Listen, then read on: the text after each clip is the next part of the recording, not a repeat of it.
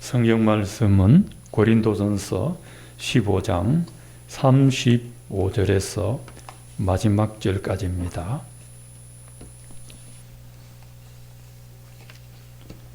신약성경 283페이지입니다. 35절에서 마지막 절까지 한 절씩 교독을 하도록 하겠습니다. 제가 35절을 읽겠습니다. 누가 묻기를 죽은 자들이 어떻게 다시 살아나며 어떠한 몸으로 오느냐 하리니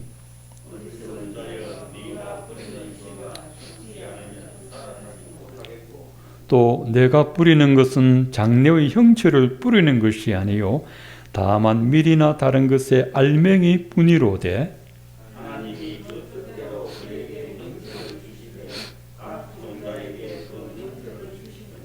육체는 다 같은 육체가 아니니 하나는 사람의 육체요 하나는 짐승의 육체요 하나는 새의 육체요 하나는 물고기의 육체라.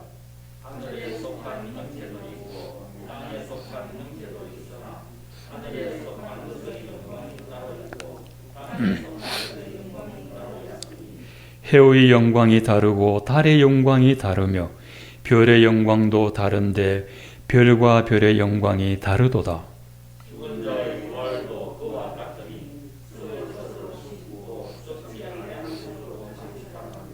욕된 것으로 심고 영광스러운 것으로 다시 살아나며 약한 것으로 심고 강한 것으로 다시 살아나며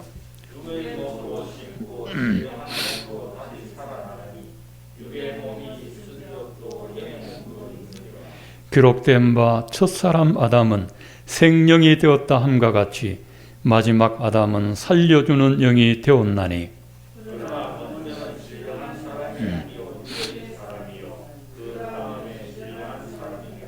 첫사람은 땅에서 났으니 흙에 속한 자이거니와 둘째 사람은 하늘에서 나셨느니라.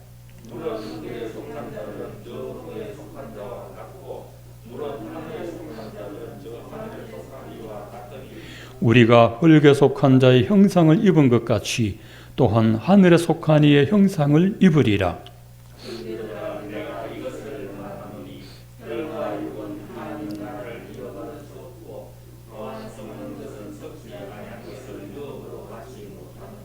보라, 내가 너희에게 비밀을 말하노니 우리가 다 잠잘 것이 아니요 마지막 나팔에 순식간에 호련히 다 변화되리니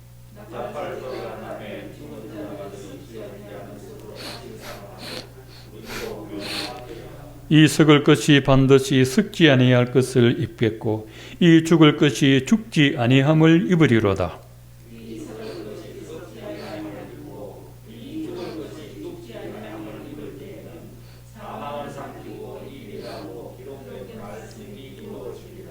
사망아, 너의 승리가 어디 있느냐? 사망아, 내가 쏘는 것이 어디 있느냐?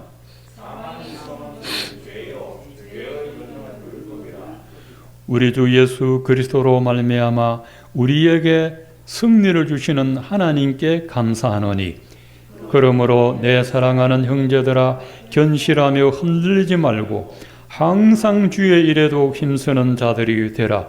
이는 너희 수고가 주 안에서 헛되지 않은 줄 알미라. 아멘. 고린도전서 15장 중심으로 그리스도께서 부활하신 증거 그리고 그리스도의 부활을 시작으로 죽은 자도 부활한다고 지난 주일까지 말씀을 받았습니다. 오늘은 마지막 시간으로 죽은 자가 부활한다면 그 다음에 어떤 모습으로 부활하게 될까 하는 겁니다. 35절을 보면 누가 묻기를 죽은 자들이 어떻게 다시 살아나며 어떠한 몸으로 오느냐 하리니 했습니다. 죽은 자가 부활한다고 하니까 누가 물었습니다. 그러면 죽은 자가 부활할 때 어떤 모습으로 어떤 몸으로 나오느냐 하고 물었습니다. 35절 말씀이 오늘 설교를 풀어나가는 출발점입니다. 첫 번째로는 몸이 죽어야 부활의 생명이 탄생합니다. 36절에서 38절까지 말씀입니다. 식물이 자라는 원리를 가지고 설교를 하고 있습니다. 어리석은 자여, 네가 뿌리는 씨가 죽지 않으면 살아나지 못하겠고, 네가 뿌리는 것은 장래 형체를 뿌리는 것이 아니요 다만 밀이나 다른 것의 알맹이 뿐이로되. 38절에 하나님이 그 뜻대로 그에게 형체를 주시되 각 종자에게 형체를 주시느니라 하셨습니다. 밭에 씨를 뿌리면 그 씨가 땅 속에 죽어야만 곡식이 열립니다. 씨가 그대로 있어서는 열리지를 않습니다. 씨가 땅 속에서 죽으면 그 형체가 없어지고 새로운 곡식의 형체가 올라오게 됩니다. 사과씨를 심으면 사과씨가 형체는 없고 사과 열매가 열립니다. 농부가 종자씨를 땅에 심을 때 장래의 형체를 뿌린 게 아닙니다. 사과 열매를 얻으려고 사과를 심은 게 아니고 사과씨를 뿌렸을 뿐입니다. 그런데 그 씨가 열매로 변하여 있다 하는 것입니다. 하나님이 그 뜻대로 형체를 주시되 종자에게 각각 형체를 주셨다 하셨습니다. 창조주 하나님이 식물에게 생명의 원리를 주신 것처럼 죽은 자의 부활도 하나님께서 섭리하시는 생명의 원리대로 일어납니다. 요한복음 12장 24절에 예수님 말씀하시기를 한 알의 밀이 땅에 떨어져 죽지 아니하면 한 알 그대로 있고 죽으면 많은 열매를 맺으리라 하셨습니다. 한 알의 밀이 땅에 떨어져 죽어서 많은 열매를 맺는 것처럼 예수님은 이 세상에 한 알의 밀알로 오셨습니다. 한 알의 밀알로 오신 예수님이 십자가에 달려 죽으시고 사흘 만에 부활하셔서 많은 영혼을 열매로 맺었다 하는 말씀입니다. 두 번째는 부활의 몸은 영광스러운 몸입니다. 39절에서 49절까지 말씀입니다. 하나님이 만든 생명체들에게 하나님께서 영광을 주셨습니다. 먼저는 사물에게 주신 영광입니다. 하늘을 나는 새의 영광이 있습니다. 새들만 하늘을 날아가는 영광을 누립니다. 조그마한 참새가 짹짹거려도 이 참새는 하늘을 납니다. 온 산을 호령하는 호랑이는 하늘로 날아오를 수 없습니다. 새들만이 하늘을 나는 영광을 누립니다. 땅에 속한 짐승들의 영광이 있습니다. 넓은 대지를 마음껏 뛰어다니는 그런 영광을 누립니다. 그러나 참새는 넓은 대지를 마음껏 뛰어다닐 수 없습니다. 걸어 다닐 수 있어도 땅에 다니는 짐승같이 신속하게 달릴 수는 없습니다.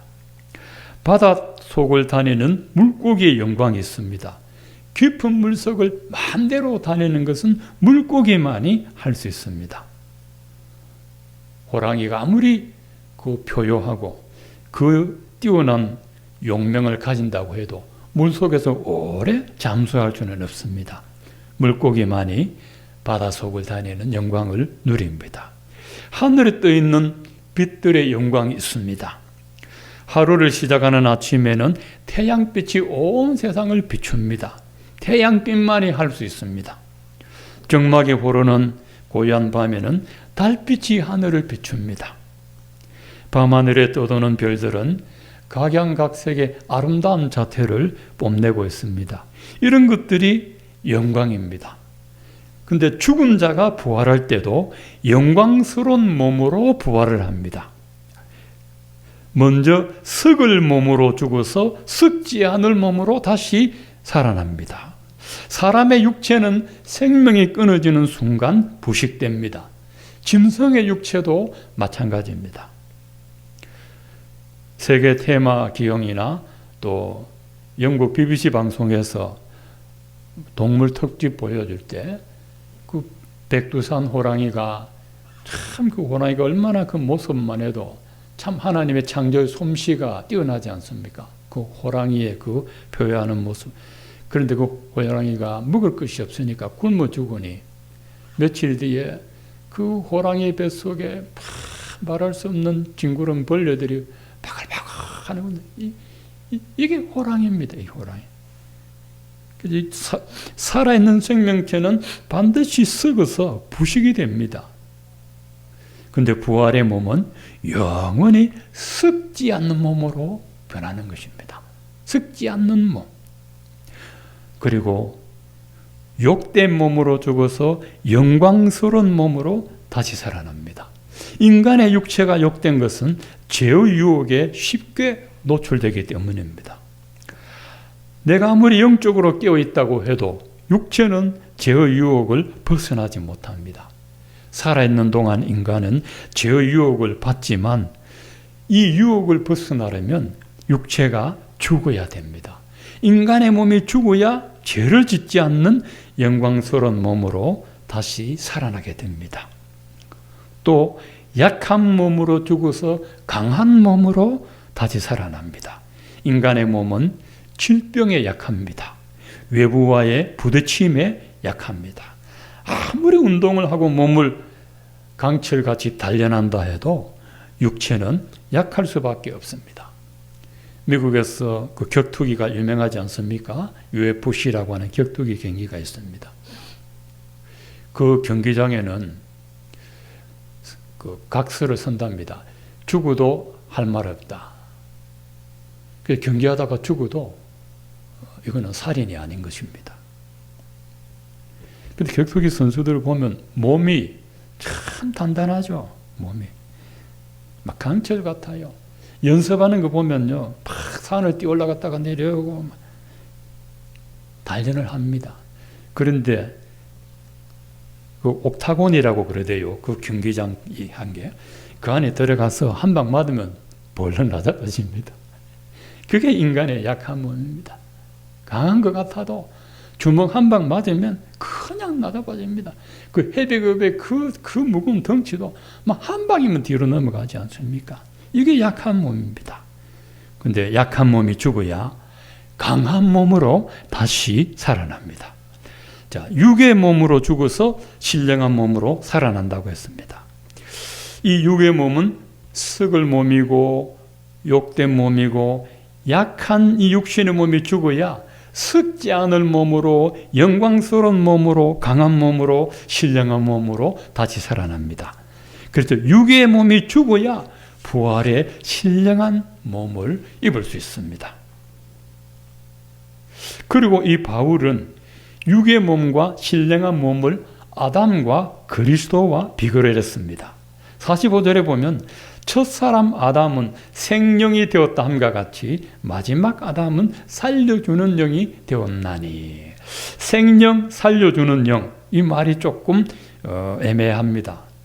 첫사람 아담에게 물려받은 몸은 처음에는 살아있는 영이었으나 죄로 인하여 죽을 몸이 되었습니다.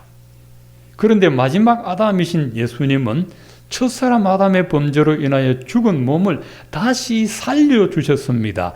그래서 살려주는 영이라고 했습니다. 아담의 범죄로 죽은 영을 다시 살려주는 영이 예수의 영이라는 것입니다. 예수님의 부활로 인하여 영원히 죽지 않을 몸으로 우리는 부활합니다. 또 첫사람 아담은 땅에서 났습니다. 흙에서 났기 때문에 땅에 속한 육의 사람이고, 둘째 아담 그리스도는 하늘에서 오셨기 때문에 하늘에 속한 신령한 사람입니다. 우리는 땅에 속한 사람의 형상, 흙에 속한 사람의 형상을 입어서 죽으면 흙에 묻히고 흙으로 돌아갑니다. 그렇지만 부활 때에는 하늘에 속한 자의 형상으로 변하게 됩니다. 이게 부활의 영광입니다. 그런데 우리가 똑같이 부활을 믿지만 어떤 사람의 육체의 부활을 더 갈망하게 될까요?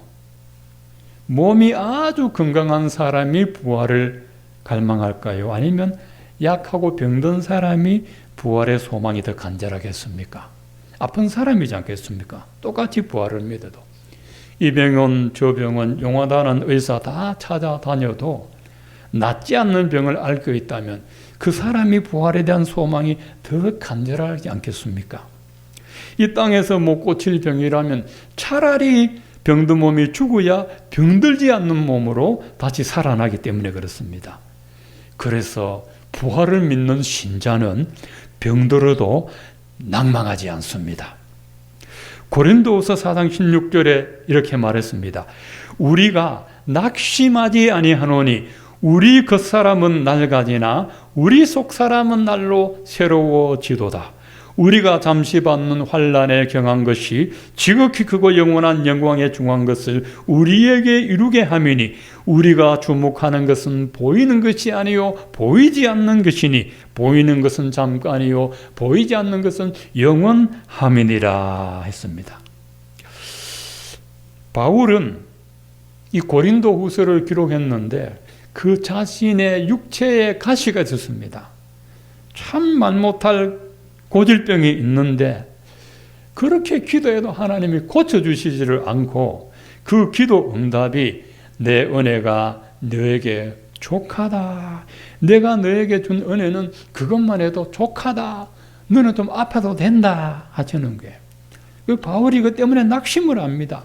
왜냐하면 성도들이 바울을 보고 이왕이면은 목사가 좀 건강하고 활기차면 좋은데 보니까 막 쓰러질 것 같고 자빠질 것 같고 그러니까 낙심한다는 겁니다. 바울은 외모 때문에 상처를 많이 받은 사람이에요. 그런데 낙심 안 하는 것은 그 사람은 낡아지지만 속 사람, 이 영은 새로워진다. 이 부활의 생명은 새로워진다는 것입니다. 사람은 자기 몸이 병들면 낙심하죠. 이게 죽을 병인가 살 병인가. 그런데 신자가 육체가 약해져도 낙심하지 않는 이유는 그 사람이 낡아지면 낡아질수록 우리 속사람은 부활 소망으로 새로워집니다. 육체의 질병으로 인하여 고통과 아픔을 겪는 것은 지극히 크고 영광스러운 부활을 이루어가는 것이라는 겁니다. 그래서 우리가 바라보는 것은 이 육체의 세계가 아니고 실제적으로 존재하는 영원한 부활의 세계를 바라본다는 것입니다. 그래서 바울은 우리가 주목하는 것, 우리가 관심을 가지고 보는 것은 이 보이는 세상이 아니고 보이지 않는 영적인 세계를 보고 있다. 그건 영원한 것이다 말씀했습니다. 마지막 세 번째로 부활을 해야만 하나님 나라의 기업을 상속받습니다. 50절을 보시면 형제들아 내가 이것을 말하노니 혈과 육은 하나님의 나라를 이어받을 수 없고 썩는 것은 썩지 아니하는 것을 유업으로 받지 못하느니라. 우리가 하나님 나라에 들어가면 하나님이 천국에 유업을 주십니다. 그 천국의 유업은 썩을 육신의 몸으로는 상속받을 수 없습니다. 육의 몸이 부활하여 신령한 몸을 입어야 하늘의 영광을 상속받습니다. 우리가 받을 천국 유업이 뭘까? 여러분 그게 궁금하지요? 성경에 구체적으로 안 나왔지만 예수님이 하신 말씀이 있습니다. 요한복음 14장 2절에 보면 내 아버지 집에 거할 곳이 많도다. 그렇지 않으면 너희에게 일렀으리라.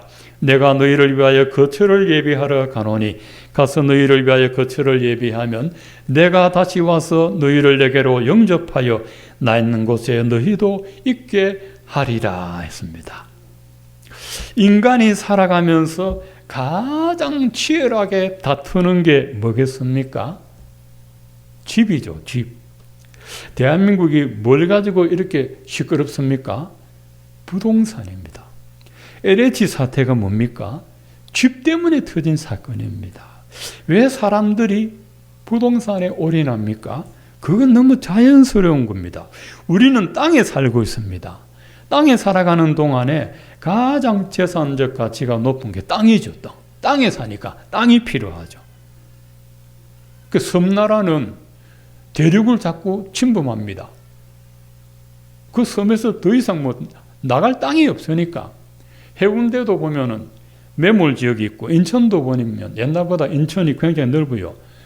매몰을 해가지고 자꾸 땅을 확장하지 않습니까? 이 땅을 가진 사람이 땅땅거리고 산다 아닙니까?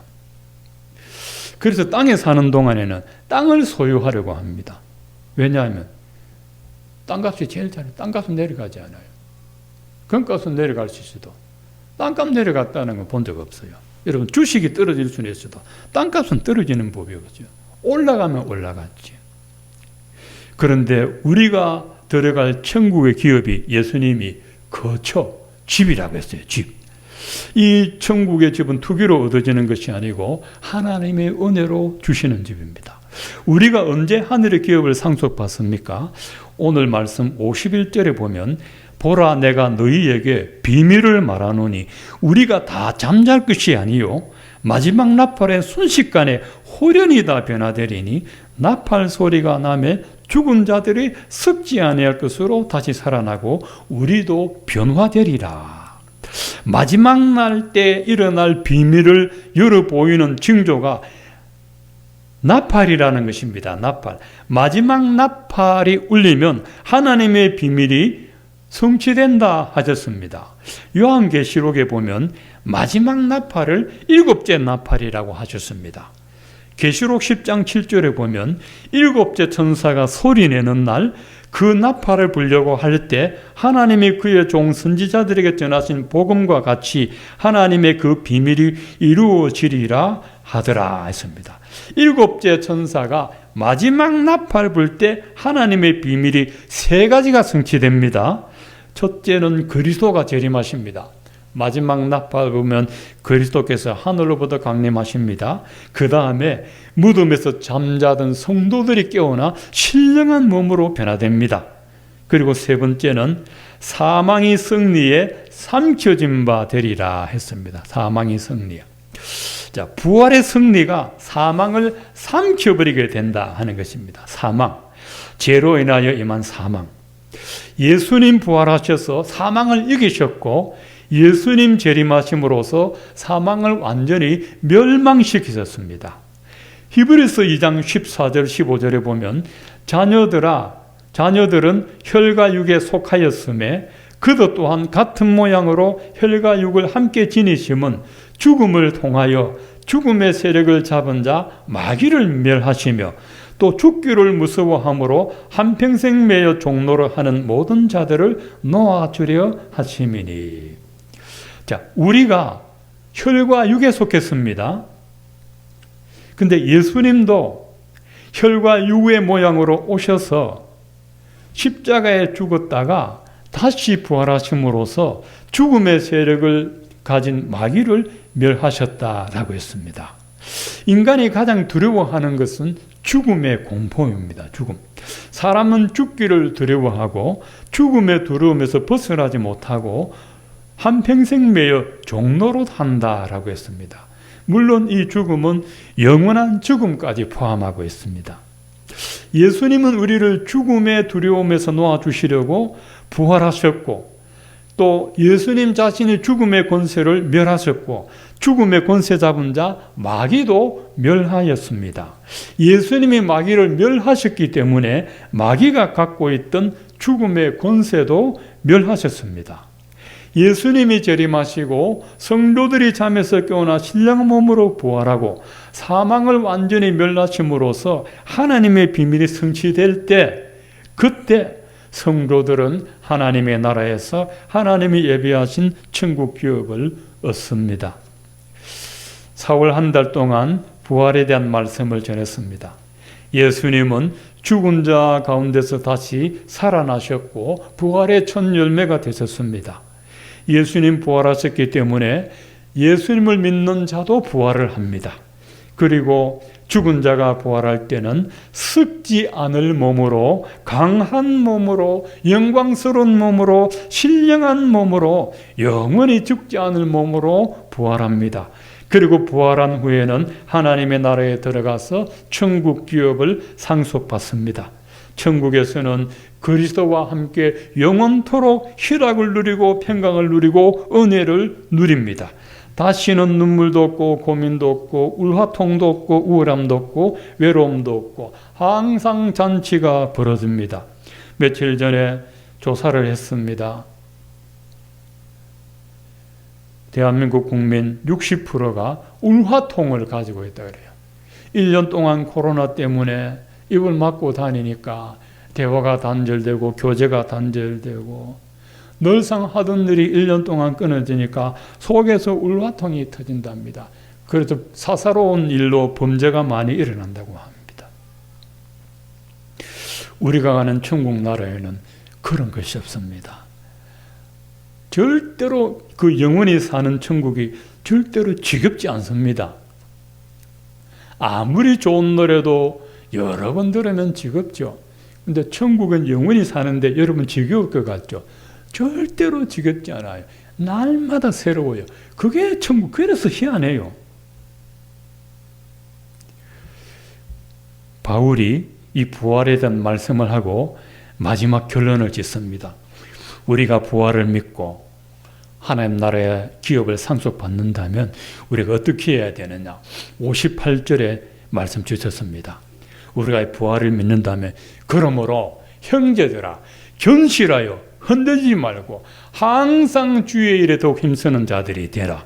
이는 너희 수고가 주 안에서 헛되지 않은 줄 알미니라 하셨습니다. 먼저는 부활신앙에 대한 믿음을 견고히 붙들어야 됩니다. 부활이 없다는 거짓 유혹에 믿음이 흔들리지 말아야 됩니다. 그리고 항상 주의 일에 더욱 힘쓰는 사람이 되어야 합니다. 부활을 믿는 사람의 삶은 부활을 믿지 않는 사람과 삶의 질이 완전히 다릅니다. 어떤 게 주의 일입니까? 그리스도로 말미암아 영원한 부활의 소망을 주신 하나님을 위해 하는 모든 것은 주의 일입니다. 영원한 하나님 나라와 연결되어지는 모든 일이 주의 일입니다. 부활을 믿지 않는 사람은 이 세상의 삶이 전부입니다. 이 세상 일에만 올인합니다. 부활을 믿는 사람의 삶의 목표는 영원한 나라에 있습니다. 영원히 살아갈 나라를 위해 몸과 마음을 바칩니다. 부활을 믿는 사람은 항상 주의 일에 힘씁니다. 왜 주의 일에 힘씁니까? 이 이유는 우리의 수고가 주님 안에서 절대로 헛되지 않기 때문입니다. 예수께서 가라사대 내 이름으로 이 지극히 작은 소자 하나에게 물 한 모금 준 것도 하나님 나라에서는 상으로 주어진다 했습니다. 그건 물 한 컵 떠주는 거. 그런데 유대 나라는요 물이 없거든요. 그래서 가면요 성지순례 가면 아시겠지만 저 지하에 여러 계단을 내려가 가지고 그 뚜레박으로 물을 길어가지고 올라와야 돼요. 그 수고가 따라 수돗물 확 틀면 그런 물이 아니고 정수기 틀면 나오는 그런 물이 아닙니다. 그 당시에 2000년 전에. 그러니까 지극히 보잘것없는 사람에게 이런 수고를 해서 물 한 모금 갖다 주는 것도 하나님은 천국의 상으로 기억하고 있다 합니다. 보통 여러분 이런 말 들어봤죠? 주를 열심히 섬기는 사람에게 야, 너 천국의 상 많이 받아라 그러거든요. 근데 그렇게 말하는 사람이 진짜 천국의 상을 안 믿으니까 그래 말하는 거예요. 진짜 믿으면 자기가 하지 왜 넌 보고 하라 그래요. 지금도 웃었습니다마는 저희 사모가 이웃집 아줌마한테 친해가지고 전도를 해. 전도를 하니까 그 어머니가 하는 얘기가 천국이 그래 좋으면은 누가 말하노? 천국이 그래 좋은데 누가 알려주노 하는 거예요. 그 말 들어보니까 맞아요. 천국이 그래 좋은데 지 혼자 가지고 아무 소리 하지 말고 누가 알려주느냐. 그게 가짜다는 것이죠. 진짜 같으면 말 안 한다는 것이죠. 듣고 보니 말이 맞는 거예요. 그런데 천국은 우리가 왜 공짜로 알려줍니까? 거기 못 가면 영원한 지옥불에 떨어지기 때문에 천국을 우리가 거저 받았기 때문에 거저 소개하는 것입니다. 거저. 여러분 주님을 위해서 한 수고는 절대로 헛되지 아니하였습니다. 우리에게 약속된 이 나라는 영원히 변하지 않습니다. 히브리서 12장 28절에 보면 그러므로 우리가 흔들리지 않는 나라를 받았은즉 은혜를 받자. 이로 말미암아 경건함과 두려움으로 하나님을 기쁘시게 섬길지니. 흔들리지 않는 나라를 우리가 받았습니다. 세상 나라는 흔들립니다. 흔들리지 않는 게 없습니다. 지진에 흔들리고 부동산에 흔들리고 전염병에 흔들리고 사람 말 한마디에 흔들리지 않습니까? 그런데 우리가 들어갈 그 나라는 절대로 흔들리지도 않고 흔들 수도 없는 나라예요. 거기는 영광스러운 하나님 아버지의 보좌가 있고 그 보좌 우편에는 사랑하는 주님이 앉아 계시고 그 아래에는 예수 믿음 지킨 수많은 믿음의 형제 자매들이 우리를 기다리고 있습니다. 여러분, 그 나라에 들어가는 날까지 믿음을 견고하게 지키시고 주의 일에 힘을 써므로 주님 나라에서 영원한 상급으로 채워지는 저와 여러분의 삶이 되기를 예수님 이름으로 축원드립니다.